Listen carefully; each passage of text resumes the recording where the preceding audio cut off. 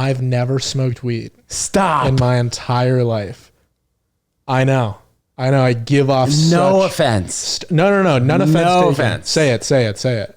No offense. How many times are you going to say? It's almost worse that you said no, no I offense. meant no when I said a couple days. I'm backtracking to my no offense to that. No. I know I give off stoner energy, not only in look, but I also think in demeanor. Do you drink?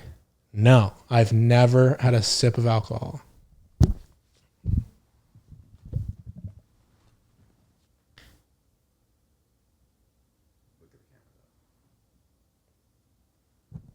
Now we got to dive into that. Here we are on beautiful Jones Street.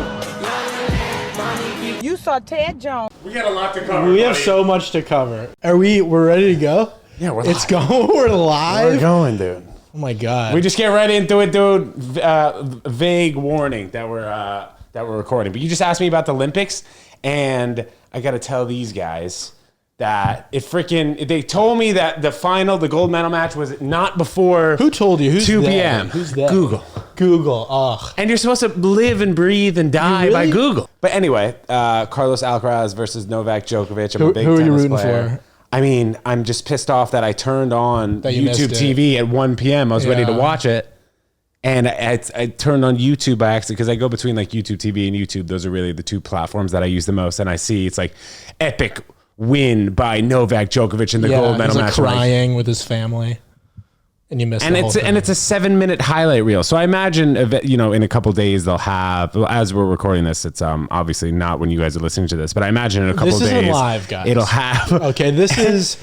I need to see an extended version of that match for sure. But you know what's good for Novak Djokovic? Straight sets, 2 sets. Yeah. But they both went down to the wire.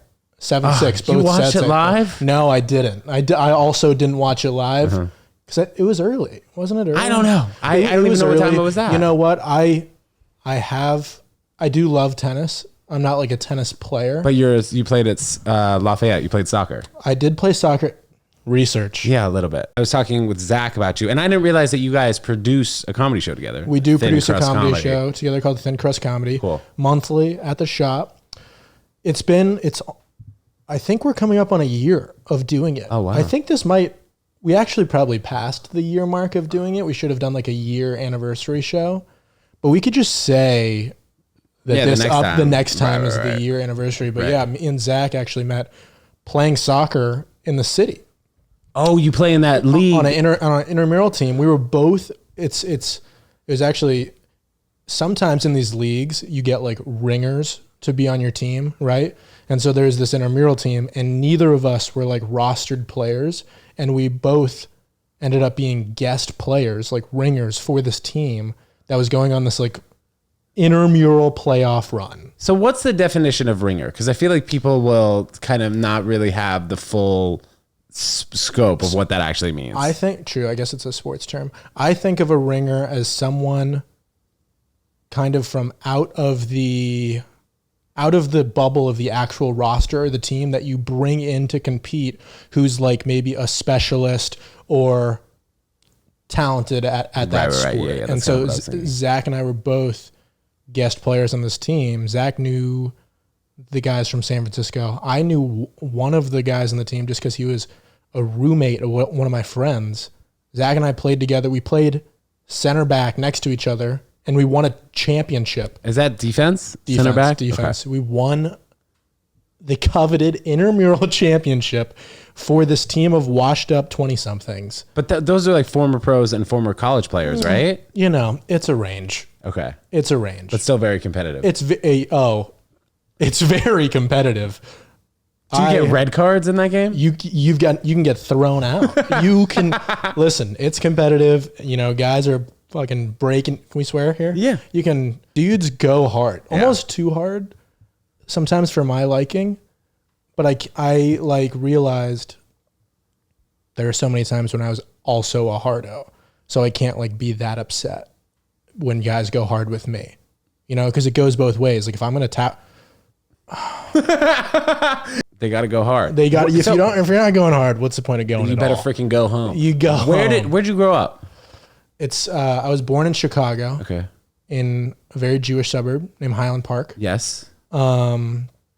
You might know it because there was a shooting there a couple years ago, 4th of July, and I feel like put it on the map. How come I don't know about that? I mean, there's so many shootings every day. It's like everywhere. I was born in Highland Park. I tell everyone I'm from Chicago, but I actually lived most of my life in the suburbs of Massachusetts, in a small town called Dover, Massachusetts. That's where I like went to elementary school, middle school, high school, and then obviously I graduated. I went to UConn. I imagine a lot of kids from your high school probably went there, right? Well, I actually ended up going to a prep school. Oh, so after high school for a year? No, I did 1 year of public school, high school, and then I repeated and did 4 years at a prep school called Milton Academy. I've heard of Milton Academy. Yeah. It's a really good prep school, right? It's fairly prestigious. Okay.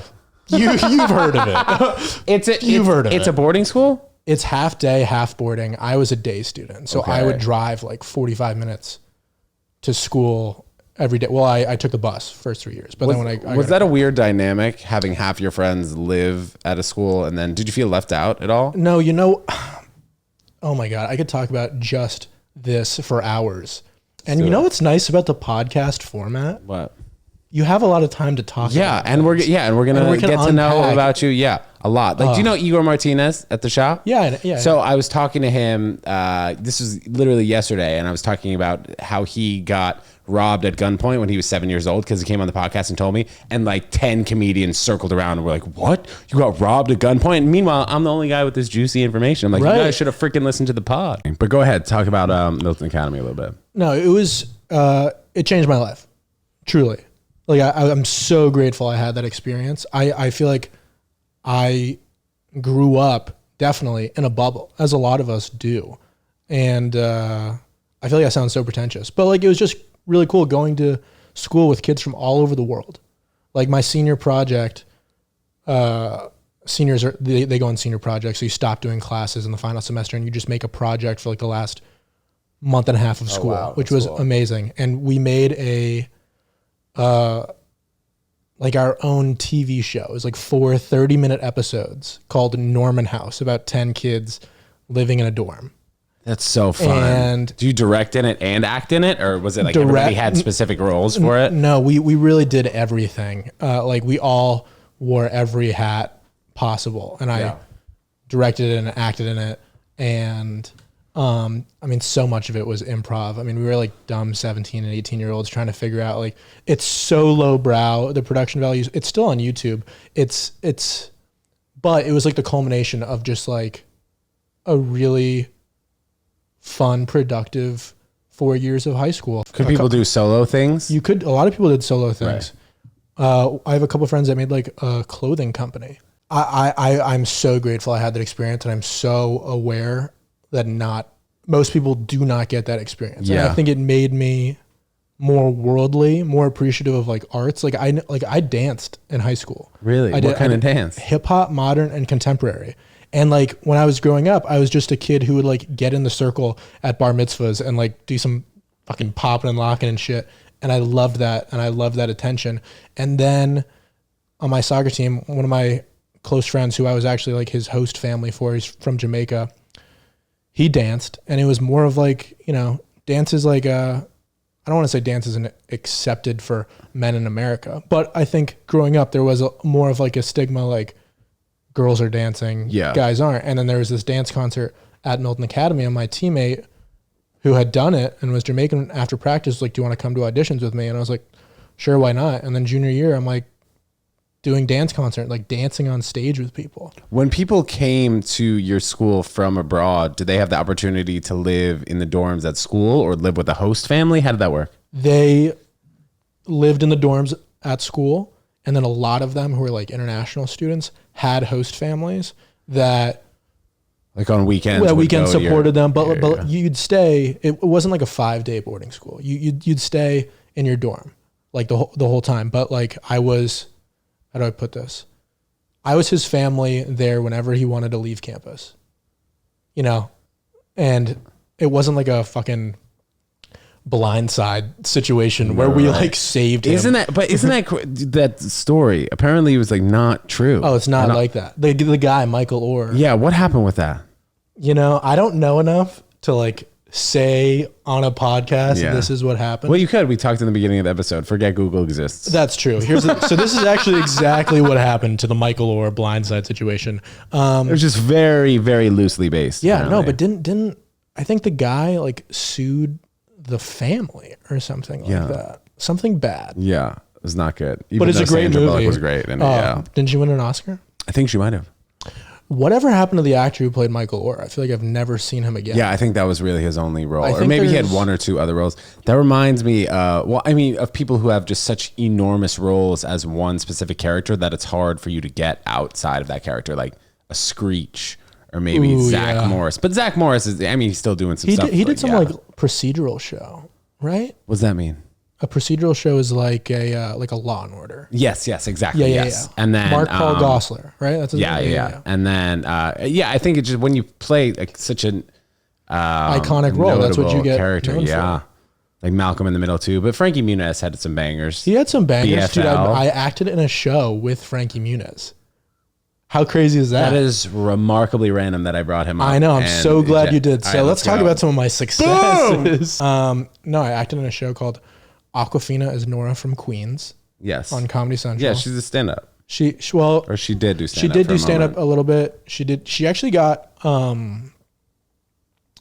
don't know what kicked it off, but one of the things that she did earlier in her career that went viral was like a rap song called My Vag, and it blew up. She has a show on Comedy Central, and I was lucky enough to audition and play a small role in an episode. I played a yogi named Dillo on the setting was like we were on a reality dating competition show, and I just so happened to be one of the contestants, as well as the legendary Frankie Muniz. And Bryan Cranston was in Malcolm in the Middle too. He was in Malcolm in the Middle, and that's another, you know what, speaking of like people who exceeded what they thought of roles, I don't think anyone would have been like, Bryan Cranston is definitely going to do Breaking Bad after Malcolm in the Middle. Because he started as the dentist on Seinfeld, then did Malcolm in the Middle, and then 15 or 20 years later was the biggest Selling star meth of all time. on- yeah. Yeah, it's crazy. I mean, the trajectory of an actor's career, it seems like, is more sporadic than a stand-up comedian. Well, you know, everything is relative. You know what I mean? Like, Yeah. there's, what I've learned both from comedy and acting is that there is no linear path. Like, there's no set way to make it. And it definitely seems like in both, and that's coming from someone who also has not made it in either. Yet. You know what I mean? Absolutely yet. Who knows? When this airs, maybe I have something popped. You're dropping this in a week? No. Well, the Zach episode is coming out this Thursday, and then we have another next Thursday. Okay, so perfect. you have like a week and a I half. have like a week and a half to be a Hollywood star. You got it, bro. Hawk Tua made it overnight, dog. I just got to start Hawk Tua-ing things. Dude, she's so cute, by the way. Is she? I think she's adorable. Did you see her on the? And all the podcasts I've seen her on, I've seen clips. She's very cute. Yeah. Yeah. I like her. She's my. She's single? my celebrity crush right now. I am. You should. Could shoot you your imagine shot. if I wasn't single and like my girl heard that? You know what? Well- from a stand-up, I wouldn't be that surprised. No. Well, yeah. Her name's Haley Welsh. Okay. What were you gonna say? Have I seen her on what? Oh, she did a podcast with Bill Maher. Oh, and how did it go? I saw her trying to pronounce his name on TikTok. Yeah, but I didn't see the. It seems like I don't want to say she's calculated, but it doesn't seem like she's as, I don't know, like hollow-headed. Yeah, I mean, like, listen, good for her. She's 100% turned her 15 seconds of fame into Longer, as of way now. longer than 15 Yeah. seconds. Yeah. Signed by a talent agency. Uh-huh. Isn't there like a docu-series being made about her? Maybe, but there's so many different ways, like you talked about. There's so many different ways that there's not really a linear path for you to have a successful career. I mean, she never intended to be a No. famous person, Not at all. But if She was you- literally, she got famous off talking about blowjobs and a Yeah. viral man on the street interview. But if you are in the realm of stand-up comedy or you're an actor, there's now the TikToks and Instagram, which makes it harder because you have to focus on more things. Yeah, but it there's more also avenues. could be, for the people who have made it, could be seen as easier, Maybe more opportunities. more opportunities. Who knows? I mean, it's like one of those things where I know you feel this because I know you actually do a really good job at this. You kind of have to be doing everything. You got to be doing stand-up. You got to be making TikToks, reels. You got to have a podcast. You got to be making short-form content. It's like And if you're not doing everything, you're not maximizing your potential. So, and not only that, it's made it so much easier to be a comedian now. Yeah, a lot of people take the term comedian. Exactly. And it's like, how often are you doing stand-up? I think you got to do stand-up, man. You have to do stand-up. And I think, I mean, within the last 4 months, for sure, I've been doing way more stand-up than I ever have. And I see you up a lot. Before that, yeah. But before that, it was just, I was probably doing 10 spots a month compared to, I'm doing almost 40 usually, like within the last 4 months. That's amazing. But that only happens in New York, and a place like, I don't know if it even happens in Chicago or LA, because I mean, did you start stand up in Chicago? No, I started in New York. Yeah. So you know that, or I don't know if you spent time in LA or Chicago. I mean, this will have aired already, but I've done shows in Chicago. I saw that. 4 shows in Chicago next week and a couple in Wisconsin, which I'm really excited for. And I've done a handful of shows in Chicago before, and I loved the scene there. But like what you're about to probably just say, there's no place like New York. There's just so much. I don't know if opportunity. I mean, I guess opportunity is the word. If you're ready for it, there's so much opportunity here. When did you like dive in to comedy? Dive in probably. I mean, I've been doing this full time for 3.5 years now. But I would mess around at open mics, do a show here or there. Probably which is starting so different. 6 years ago. Which is so different, though. Well, how do you mean? Like I always have trouble when people ask me, when did I start comedy? It's so tough. And I'm sure it sounds like you agree. Yeah. Like when I had been on stage, like making people laugh when I was like 15, 16, 17. I did drama classes, and I was on an improv team in high school. If we start talking about that, I could say you go further 12. back. And then, I mean, UCB. Did you ever take UCB classes? I did some UCB At the Herald classes. thing Yeah, on my yeah. On my fridge right there. But God, that was really the beginning of, I think, pursuing on stage entertainment. Like I was in the middle school plays. I did some stuff in high school, yeah. but I felt more. So you knew you had that buzz. I think, but I felt more safe on stage during improv. Because not saying that I was great at improv, I don't even think I was that good, but I just felt like it wasn't always going to be my fault. I loved improv. Yeah. Sometimes I haven't done improv in a while, but I was on an improv team in high school, and it's so much fun. Especially when it's good improv and when you're doing it with your best friends, it is so much fun. And I think what I liked about improv is that you're like creating this world almost like outside of the realm of the audience. You're existing in this world. Whereas stand-up is like a one-sided conversation. Obviously, you facilitate, you get some things from the audience sometimes. I just felt like there was like limitless possibilities with improv. And that's when you could there's no script. I mean, literally, just be funny. Whatever comes to your mind, just be funny. And I miss that. I don't know what my trajectory would have been with improv and a place like UCB if the pandemic didn't happen. So March 17th, 2020, we were supposed to have our class show when I was graduating. I did 101, 201, 301. Oh, you went through all the way. And we were supposed to have our class show. Then I was going to be potentially performing once a week with the Lloyd team. Yeah. And the pandemic happened. Yeah. And UCB closed down. Yeah. So at the time, I was doing a podcast. I was about a year into the podcast at that time. There was just so much that changed the trajectory of my life. I had jaw surgery. I was doing too many freaking drugs back then. A lot of nonsense going on. You're off the juice. Yeah. And I haven't smoked weed in like 6 months too, dude, which was weird. Thank you, dude. Nobody ever claps. Even I'll say it at the show, and I'm like, nobody in New York. Nobody cares, honestly. Yeah, nobody really cares. I care. You care. Guess how long I've been off weed? I don't know. That's why I said guess. All right, 2 days, 3 days. Am I giving 2 days? I don't know. Do you smoke weed? I've never smoked weed. Stop. In my entire life. I know. I give off no offense. No. None offense. No offense. Say it. No offense. How many times are you going to say? It's almost worse that you said no offense. I meant no when I said a couple days. I'm backtracking to my no offense to that. No. I know I give off stoner energy, not only in look, but I also think in demeanor. Do you drink? No, I've never had a sip of alcohol.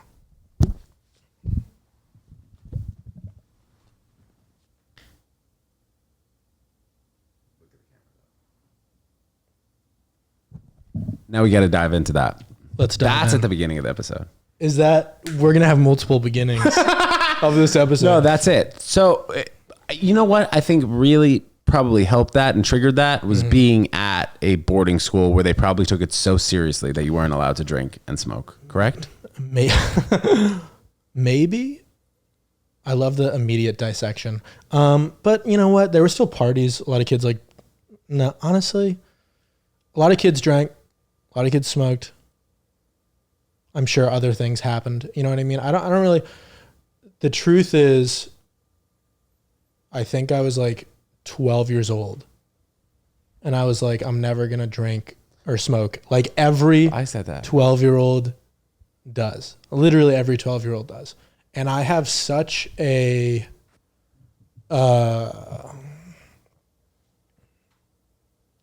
dedicated loyalty to myself that I really I stood by that like all through my adolescence. And I was like, I'm not going to do this.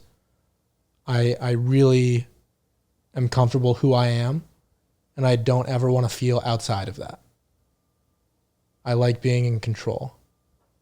And a big part of it also was fear. I didn't want to feel like I wasn't in control of you know what I mean? I didn't want to partake in something that made me inebriated. But how did you know that it made you inebriated? Just based on what other people had told you, or some people? Seen people, some family stuff. Like it's so easy to put like the onus on like, oh, I had like family trauma, because we all have family trauma. Yeah, but it definitely did affect me when I was younger, to the point where I was like, I don't want to do this. Yeah, and then I just kept not wanting to do it, and then I really enjoyed being sober. Not to the point where I was like, I want this to like be the defining part of my identity. You know what I mean? But I just liked feeling like I was always in control, feeling 100% Adam all the time. And also like, I loved, being in college, going out, having a great time with my friends and not feeling like shit the next day and remembering all these like great memories I was having. And yeah, I don't know. No regrets. But to think this way, from my perspective, and maybe from people listening and watching, you need to have the other side of it. Right. You know what I mean? What, to experience it once? Yeah, or not even just once. Experience it for a few times. That's why I don't like saying that I'm sober, because that suggests like I had a problem previously and then I got sober. I've just never done it. I just like never. I was like, you know what? I'm just not gonna do it. I'm okay. Yeah, I wouldn't think to say that you're sober either. Right, exactly. Because which is crazy. Technically, I am, but it's like weird if you're you're sober. How sober? How long you been sober? 26 and a half years. And it's like, what? But I don't know. I just, once I fully leaned into it, I was like, yeah, I don't feel an urge to ever do it. And I'm very, I'd say now I'm very, very careful about not putting that energy onto anybody else. I want my friends to have a good time and drink and do whatever they want. Obviously not too much. I don't want my friends to have a drinking problem, but I never want to put out the holier than thou energy. I know that I am like the abnormal. It's weirder, my perspective on it. It's more just like something I don't do. Like I always ask if someone asks me, like, do you skateboard? No. You see that skateboard in the car, or you're just mentioning it? You actually skateboard? I did in middle school. Okay. Do you skateboard now? Not really. I don't drink. It's literally just like something I don't do. It doesn't have to be like good or bad. So I always feel weird if someone's like, good for you, you've never drank before. It's like, well, that's not, Yeah. It's not something I want praise for.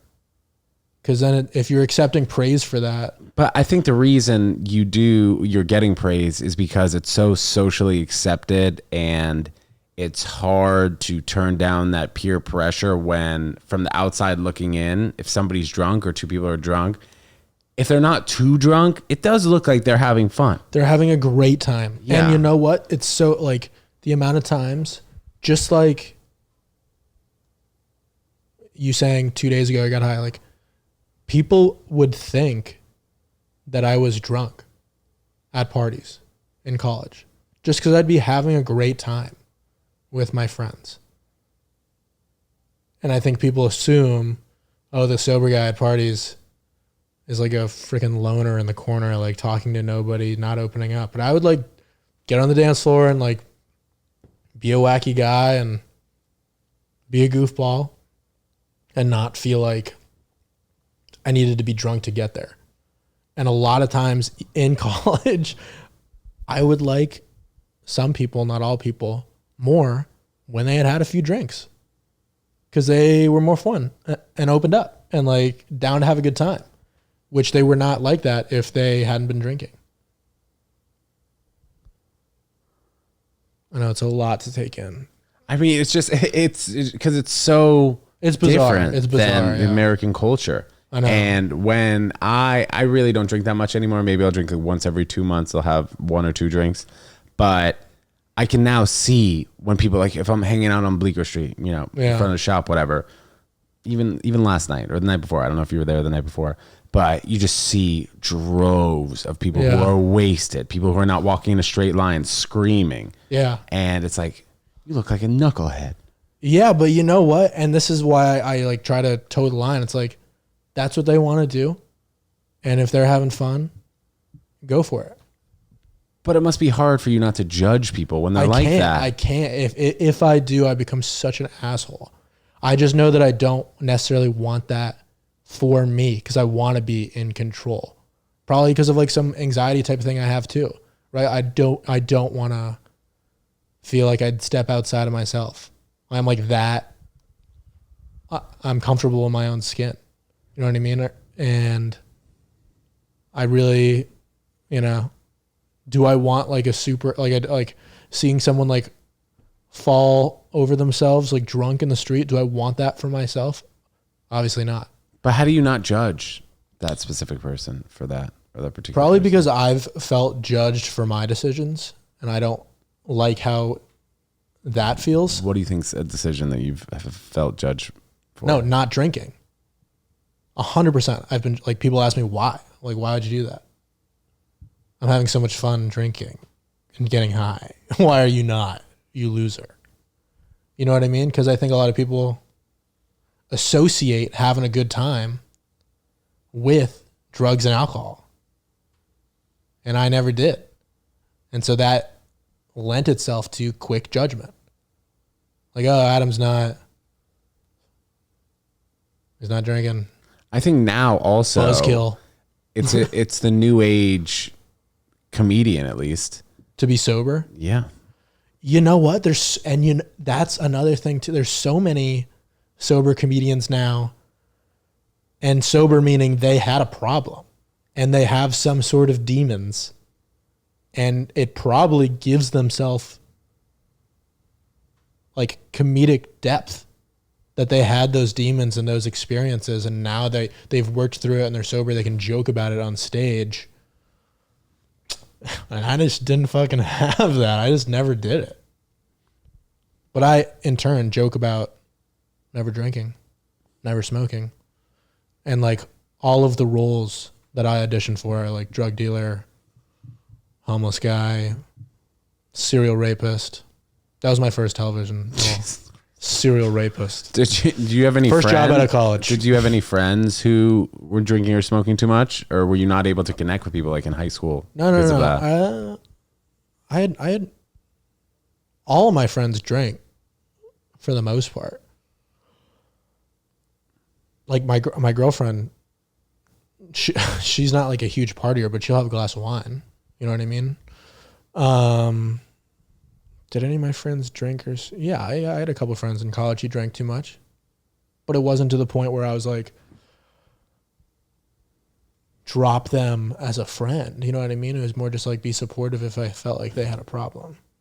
And a couple friends come to mind, and their names are. Do you have a pen? Interesting, man. That's a very cool thing about you. Yeah. I'm not praising you. I just think it's cool. Please and don't different praise and me. unique. Yeah, don't Thank praise you. the guy. I appreciate But I want to get back to your soccer career. So let's do going it. to Milton Academy, was that a soccer move? And how were you able to balance going to high school, being at a prestigious academia type of Definitely like an environment. academic forward school.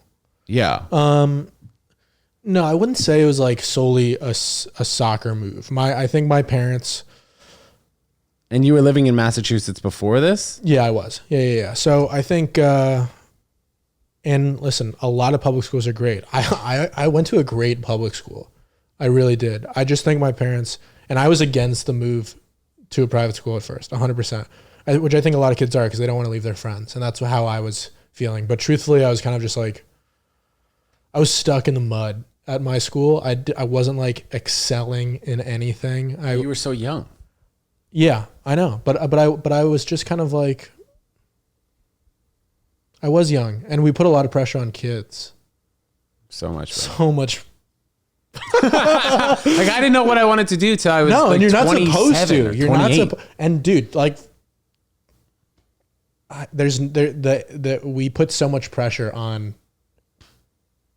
kids, but the age we're supposed to do things too. Like you should be this age when you graduate college or whatever. You got to be this age when you have your first kid. You got to know what you want to do when you're 22 or whatever. It's like there's so many people that defied that sort of path on both sides, right? Like Pete Davidson making SNL when he was however young, like youngest cast member ever. And there's people like Morgan Freeman who didn't get like major acting roles until they were like in their 40s. And so there is no, just like we talked about at the beginning, Christopher Nolan, there's no linear path. So I didn't really know the path I was on. And I think my parents saw that and they're like, let's switch it up for Adam. Were you playing other sports at Milton Academy or no? I played 1 year of basketball. And at the time I was like basketball and soccer even. And then I kind of just kept getting better at soccer, honestly. And I wasn't working as hard in basketball, I would say. But like I was definitely more of a natural basketball player in my youth. And then I just worked my ass off in soccer, played on a high-level club team. Prep school coaches came to like tournaments and stuff like that. And then really my mom pushed the idea of me going to a prep school. Applied to a few. Milton Academy was one of the schools I got accepted to. And it definitely changed the trajectory of my soccer career. I will say that. The competition was so much higher. The coaching was so much better. And the community too. Like we had kids on my team from all over the world. And were those kids getting scholarships? So you know what was really cool about Milton? And I don't know if this is obviously it's not the same for every prep school, but like I'm going to butcher the percentage. Over half the school was on financial aid. So we had kids on our soccer team. Like one of my closest friends on the team was this kid, Jerry, from Ghana. And he was on like a full ride to go to Milton. He was an amazing soccer player. And the school just had financial backing from previous alumni. Donors, alumni, the rich kids. It's so funny. Like I get texts now like, hey, are you willing to donate? And I'm like, never. Are you kidding me? Funny. I get that from mine. But it could be going to like another kid in Ghana who can't afford that type of education. But yeah, we had kids from Jamaica, kids from Ghana, kids from all over the country. And what did your schedule look like when you got to school and then went home from school with practice? And so, since you had such a long commute as well. Yeah, no, I mean, I would get. I think what did I get to school? I think assembly was like at 8:50 every morning. So I would wake up at like, I don't know. It's been a while. Yeah, 6:37. Drive like 50 minutes, an hour to school with that morning traffic. Have classes throughout the day, and then I think we had practice at like. I want to say we were out on the field at like 3 every day. Is that right? Till like 4:30, and then you'd have to get home and then start your homework at 6. Yeah, 3 to 5. Then I'd have dinner right when I get home, and then I'd start my homework at like 7:30. But you know what? It's interesting. Like by the time I was a senior. And we didn't have to catch the 6 o'clock bus after practice. I would just stay on campus and do my homework in the library and eat dinner with all my friends who were boarders and all the other like day students who had cars and stuff. And I wouldn't get home until like 9. But being a student athlete in high school, how'd you feel like that was? I think I soaked, and I'll say the same thing I for Lafayette in college. I feel like I soaked the most I could out of both experiences. Almost everything I could. Like I did, obviously I played soccer and I was on a club soccer team too outside of school, but I did dance and I was on an improv team and I did like so much. And so my schedule was so jam-packed, same as in college, but it made me feel fulfilled because I was doing a lot of things and I wasn't just like I didn't feel like a one-trick pony. And I didn't want to be that way. Go ahead, sorry. I just wanted to do a lot of things. Did you get recruited to other schools to play soccer? Colleges? Yeah. Yes.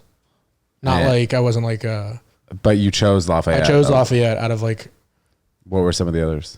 UMass, Siena, Seton Hall, Colgate. Those are the other D1s. I was talking to Northwestern, but they wouldn't give me a scholarship, which broke my heart. That was my dream school. Didn't work out. UConn had a really good soccer team, if you remember. Dude, I did a camp we were number at UConn. one in the country. You guys were amazing. Oh, yeah? During summer? Yeah, I was like 15, and me and one of my best friends did the Ray Reid soccer camp at UConn. Ray Reid used to be the coach at UConn. And, dude, my summers were just like go to soccer camps, try to get recruited. It was the most stressful thing ever, which I'm sure you experienced too with tennis. A little bit, yeah. And you'd go to camp, and the camp would just be like, all right, you're on this team. You're going to play 3 games, and every single game, you're just going to have like 50 college coaches down the sideline with clipboards. Good luck. For tennis, it was just you'd play 5 separate kids in 8-game pro set, which lasts maybe about an hour. And then for the most part, I think the coaches would see the results. Then if you won enough, they'd go to your match, go to the court or whatever. But yeah, tennis recruiting was brutal, and I imagine soccer recruiting is brutal too. It's so brutal. It's also so much pressure. It's tough because you might not score a goal in that game or have good defensive plays. Nothing would really happen. You don't get enough time. Exactly. It's so. Oh my god, dude. I had so much anxiety as a kid. I like, not kidding. I really did. I used to throw up for every soccer game, every single soccer game. I'd throw up, and playing so many games at a camp, I was puking everywhere. Like, and I put so much pressure on myself because I cared so much, and it was unhealthy. But it made me a good soccer player because I really did. It felt like I raised the stakes. It was like life or death every single game. And I took so much pride in it. But do I want that type of pressure for my hopeful future kids? No. You must want them to play sports of some kind. I 1,000% want them to play sports. And my girlfriend does not give a shit at all. She wants them to like, which I love about her. She's not like a competitive cutthroat person. She is like such a lover, not a fighter. She doesn't have like any rage in her. You know what I mean? And I like had that switch growing up playing sports, and I was like a very competitive person. And so I think our future kids hopefully will have a blend of that. Did you want to go pro in soccer at any point? I did, 100%. That was a dream for a long time. And I was like close. I played in like I say I was close, but I also like, it doesn't feel that close. I played in the USL 2, which is like a minor league equivalent. It's like the equivalent of like AA in baseball, but I played USL 2. And it's USL 1, like it's AAA? Yeah, exactly. Okay. There might be like another league called like, the leagues, they've changed names. It used to be the PDL, then I played in the USL 2. I played for a team in Portland, Maine called the Portland Phoenix as a youth academy player playing for a minor league team, and it is defunct now, bankrupt, doesn't even exist anymore. But yeah, 1,000%. I wanted to like play in like Australia or New Zealand or like, and I think every like young athlete when you're in middle school, you're like, I want to be a professional athlete. And you think of like the stars, you know what I mean? You think of like, I want to play for Manchester United or some shit like that, which is just so, for 99.99% of people, out of the realm of possibility. Even like playing Division I sports, the percentage of kids that play Division I sports is so low. But then as I got older, I was like, okay, I don't think I'm going to make a career out of playing professional soccer, and this is going to be a thing I'm going to do my whole life. But it would be really cool if after college I could go overseas and play for like a year or two in Iceland, in Norway, or in some random ass country and play professional soccer and earn money playing the sport that I grew up playing my entire life. I just didn't I graduated during COVID, and so I didn't get an agent for soccer, which so many people get. Obviously, it helps you get a team, and it just wasn't on the cards, and that's okay, you know. When did you move to New York? Let's see, fall of 2021. I had just, when I graduated, I was doing freelance video production, mainly for reality television stars and fitness influencers. You ever watch The Challenge on MTV? Yeah, I think so. Okay, so like most of my clients were stars of that show, The Challenge, and I'm close with a handful of them. And I went to Kansas City to produce a docuseries with this guy from The Challenge. And I lived in Kansas City for like a month and a half. And I was like, I really want to go to New York. I was like in Kansas City working like 12-hour days filming this like documentary series. And I was like, I need to go somewhere else. And then I found like an apartment on Facebook Marketplace with these two random dudes. And I was like, fuck it, I'm going to move to New York. And then a month later, I was in New York City, still doing freelance production. And then I really spent like 8 months trying to figure it out here. I knew I wanted to do comedy, but I hadn't made the jump back in yet. What do you mean back in? So remember we were like, oh my God, remember when we were like, when did you start doing comedy? And then we went on just like a million other tangents. This is the beauty of podcasts. You can just talk about a million things. Yeah. I wonder if the listener is hating this right now. Like, this episode, no, dude. No, it's a beautiful thing. My first time doing stand-up, I was 18. I did just an open mic in Boston. I remember telling my dad I wanted to be a comedy writer when I grew up. He was like, what are you doing about that? I was like, I don't know. He's like, why don't you do an open mic? I was like, all right. Stop fucking bullying me, Dad. And so I performed in Boston at this bar called the Middle East in Cambridge. Went well, gave me some confidence. I was like, I'm fucking funny. I can do this. And then I went to college and, you know, my focus was just soccer and I had a couple jobs on campus and I was a double major minor. I had like literally zero time for anything. Junior year, I took a comedy class. I performed on campus. Such a great feeling. Then I spent the summer in New York between junior and senior year. I had an internship at a entertainment PR and marketing agency where I work full time now. And I was doing stand-up comedy, and that's when I did UCB classes. And I was doing mics and friggin' bringers while I was in the city that summer. I was 21. And then I took a long-ass hiatus, COVID, and now 2021 trying to move back into comedy, just like we were talking about. And it took me a while. It wasn't immediate. And what actually gave me the push to go back into it full throttle, take it seriously, was Zach DiDonato, my friend that I met playing intramural soccer in the city. And we were on this intramural soccer team as ringers. And I like made a couple jokes in the huddle. And someone was like, that's funny. And I was like, thanks, I do comedy. But I really wasn't doing it at the time. And Zach was like, I do comedy too. I was like, oh shit. And then I was like, what are you doing? He's like, I'm doing some mics and stuff. I'm trying to make it out there. And I was like, I should hang out with this guy because he's doing the right things. And then me and Zach started hanging out. We started doing mics and they were like, let's produce a show together. And now I've produced a show together for a year and I've taken comedy a lot more seriously over the past year. I got to act on a show in Comedy Central.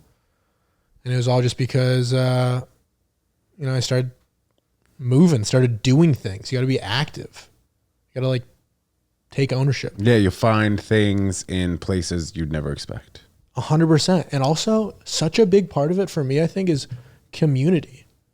Like having people and friends around you that will push you and motivate you too. And I feel like I had a tough time doing that initially. And then when I had a friend doing it alongside me, I was like, this is more fun. We're doing this together and we're trying to make it together and let's push and get better together. And now I have a bunch of friends in the community. And I'm really grateful for that. It should be like a fun, friendly, supportive place. And it isn't always, but I'm so grateful for all the friends and other comedians I've gotten to know in the community in New York, because it has made me a better comedian. And it's not to like be soft and emotional, but it opens your worldview, and it makes you, I think, a better person the more connections you have. Do you feel that? Absolutely. And you've probably made so many great connections in New York, right? Yeah, dude.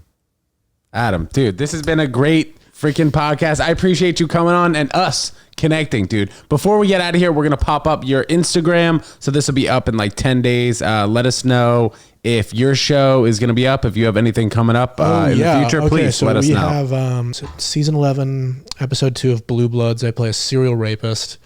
Oh, man. You guys got to watch that. Season 3, episode 2, Aquafina's Nora from Queens. I play a horny yogi.